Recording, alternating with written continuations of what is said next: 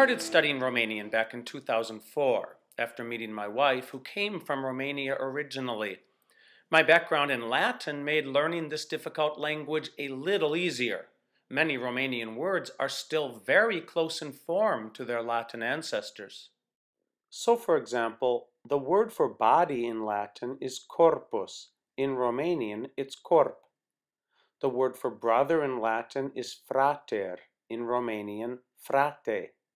And the word for not in Latin, non, in Romanian is nu. One curious exception is that the word for yes in Romanian is da. At first glance, this would seem to be a borrowing from the Slavic languages, and borrowing a word as basic as the word for yes is not completely unheard of in the history of language.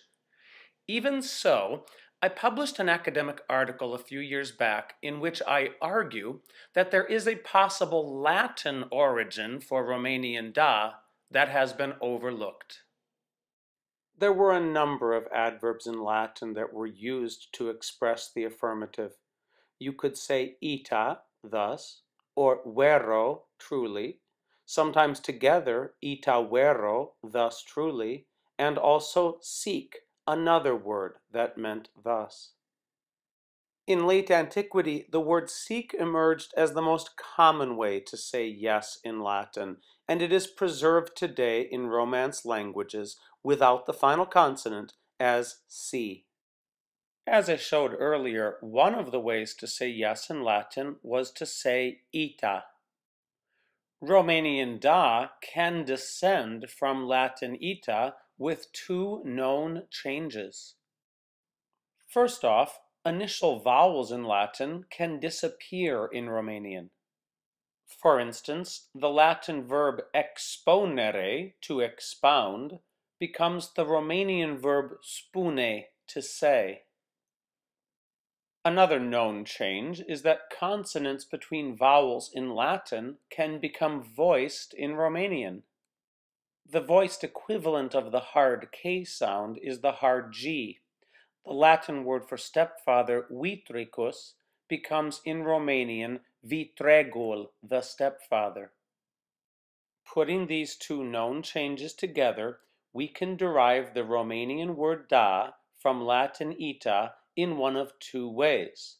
First of all, if the word ita takes on voicing between the two vowels, ita becomes ida. Following that change, if the word drops its initial vowel, ida becomes da. Another, though less likely, possibility is that ita first dropped its initial vowel to become ta, and later picked up voicing to become da. It is known that sometimes voicing will occur in words that are very common because voicing is easier to pronounce. In the end, the origin of the word da in Romanian is lost in ancient history. But I believe I've presented a reasonable alternative to the assumed Slavic origin of this word. If you want to read my original academic article, or if you'd like to learn some basic Romanian, visit my website, www.keithmassey.com, and click on Romanian. There I offer free resources that I developed when I was trying to teach myself Romanian.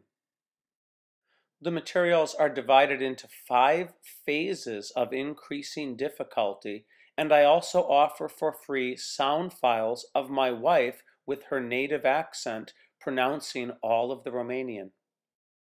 While you're on my website, I invite you to check out my novel, A Place of Brightness. There are not many English language novels set in Romania concerning Romanians or Romanian Americans. The novel deals with the little-known phenomenon of the Haiduci, anti-communist insurgents in Cold War Romania. For 20 years after the end of World War II, groups of armed insurgents, mainly in the area of Transylvania, opposed communist rule.